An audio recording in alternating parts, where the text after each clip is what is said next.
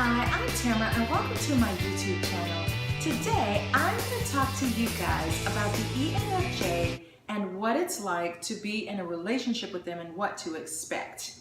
Some people say that ENFJs are relationship junkies, that it is a central piece to life, that they love love, and that they're super drawn to it and attracted to it and really need it in their life. So ENFJs do feel driven to find the perfect relationship. And sometimes I think they have to get to a point where they know that there's gonna be at least something in a person that they're just not going to like, or there might be a point of frustration that they just have to sort of accept, because in their fantasy they are looking for that perfect person that they feel very connected to, very drawn to, but they can jump in and out of a number of relationships looking for that person.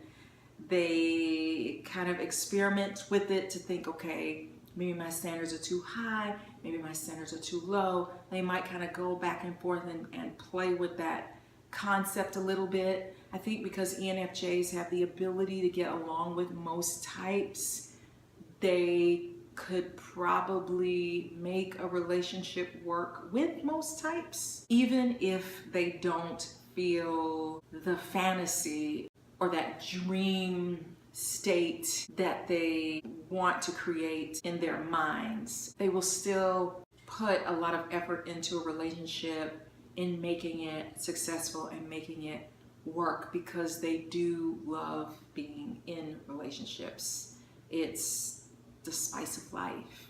It's what makes birds sing and butterflies fly. I mean, they can be very romantic. They can really make a mate that they're with feel incredibly special, very wanted, very loved, very cared about. They can be pretty intense. They might be very playful with some people, or they might be very surfacey, or they may appear to not be aware of some protocols, which they may not be, because they're so busy trying to function with the people that they're with and make them so happy that sometimes maybe they do seem a little carefree. But there is an extremely deep, intense side to an ENFJ that they really have a longing to tap into with someone, and that someone would be in a romantic relationship where they can go into deeper levels and deeper thought processes and be able to delve into the deep. Needless to say, if they are with someone that is not that way, they can skip over that and still make a really good relationship. One way to probably tell that you have a deep romantic connection with an ENFJ is they are able to tell you their deepest thoughts and their deepest feelings, and they might even be able to yell at you and be straightforward with you in a way that they would find very uncomfortable with someone else. Show you their frustrated side, or they might test you a little bit, which I think is how most ENFJs are gonna go into a relationship anyway, is they're gonna start off testing you on some level. Not to the degree of someone with some sort of personality disorder or anything like that, but just like any other type, they don't wanna get hurt. They don't wanna make a mistake. I think ENFJs are very loyal, and so once we're in there, we really want to stay in there, especially if it's somebody that we feel a very strong connection with. We might want to see what buttons we can push. We need to feel unconditional love, because I think ENFJs spend a lot of their life helping people, giving to people in some capacity, in some way, which takes up a lot of energy. But even though an ENFJ may seem like they don't need you or they've got it all together, they have a very vulnerable spot that, you know what, I don't always have it together. They need that soft place to fall. They need that unconditional love, that place of, I can be who I am and you're still gonna be there no matter what. Like, I can take some chances with you.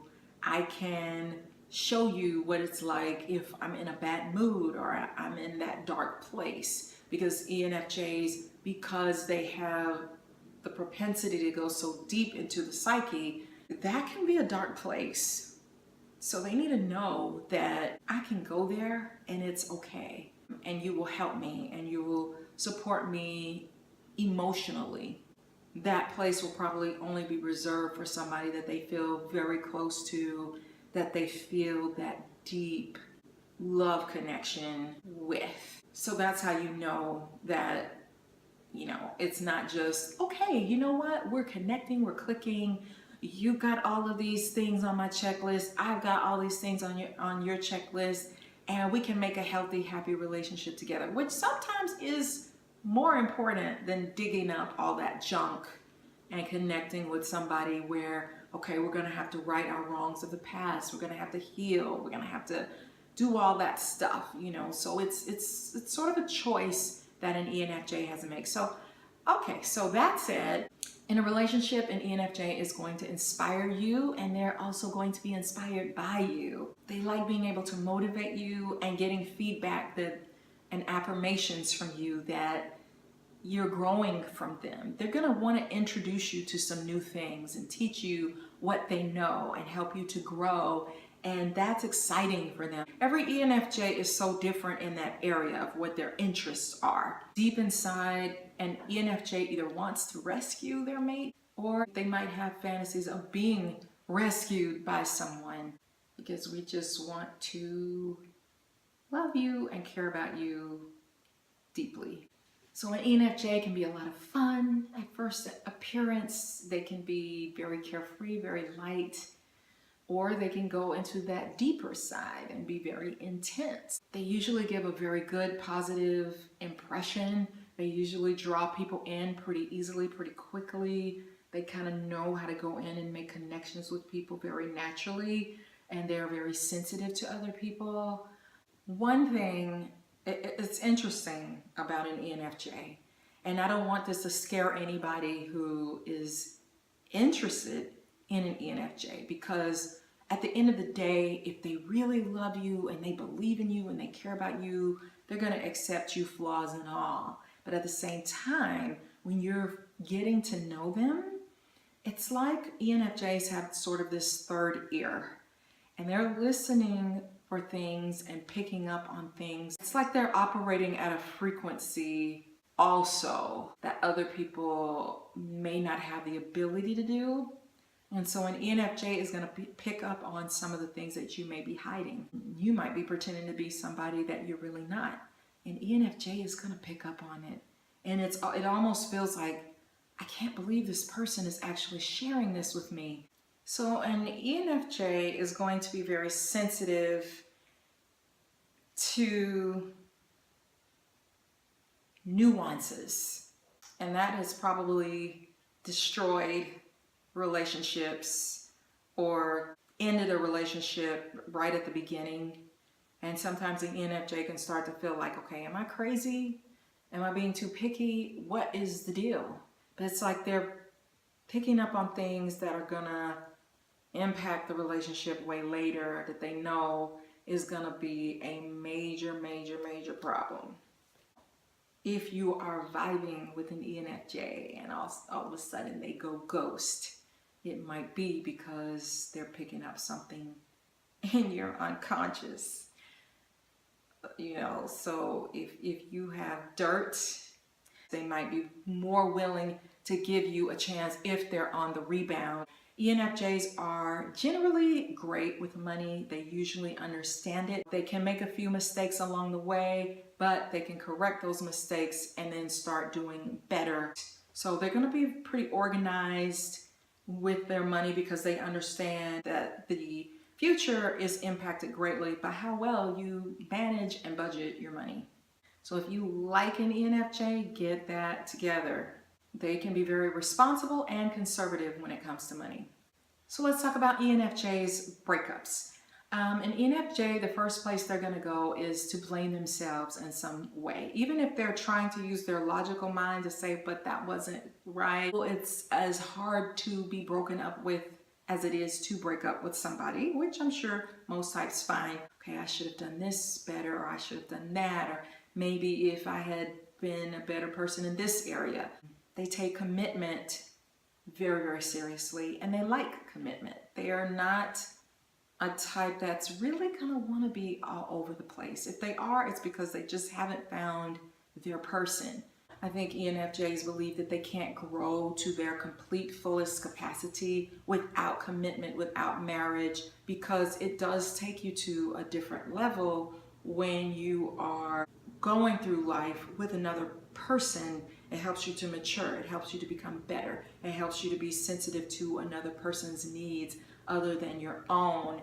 And so I think they see it as a positive opportunity. They are good with their words, they're good at affirming others, they're good at seeing things in you that maybe you don't see in yourself. And in some MBTI relationships, they're going to struggle to speak their truth and to have conflict because it just doesn't feel natural. And then there are other MBTI types or connections, romantic connections, that they're going to feel very comfortable speaking their truth, and that's going to feel very good. They want to be able to express conflict and know it just makes a relationship more strong and more powerful to them when they see that, okay, this person has the ability to work through this with me. They're not going to just shut me down completely and then you come out stronger and better. That's really the goal. On a final note, let's talk about ending a relationship with somebody. That can be very difficult for an ENFJ. They are going to be thinking of the emotions and the feelings of that person, and they definitely don't want to hurt anybody. They don't want to mess up somebody's future for the person that they are supposed to be with. So they do have the ability to learn from past mistakes and past experiences, and that's sort of what intuition is. And especially for introverted intuition, they are recording nuances. Because you learned so well from your past, it might be much harder for you once you've had lots of failed relationships, or you're kind of not finding what you're looking for. An ENFJ can shut down. They can get worn out by meeting too many difficult people, or people who have the wrong intentions, or just not finding what it is that they're looking for. They can shut that valve off completely, and once they get to that point, it's difficult to turn the valve on, because they already know, okay, this is the routine, this is the beginning, this is, oh, we're in love, and now we're not in love, and when is it going to come to that point, and are you going to stick around when we hit the rough patches, or are you going to just run away? You know, they may reach a point where they just don't want to deal with the whole relationship rigmarole anymore, and that can be bad because they can be really strong people. So I would say that's an area that you have to kind of watch out for, ENFJs. After a certain point, practice vulnerability like an exercise. So I hope this helped. If you're interested in an ENFJ, or you just wanted to learn more about an ENFJ, or to learn more about yourself. So please give me a thumbs up if you enjoyed this video. Hit the subscribe button so you can see more of my videos. And thanks for watching. I'll see you next time. Bye.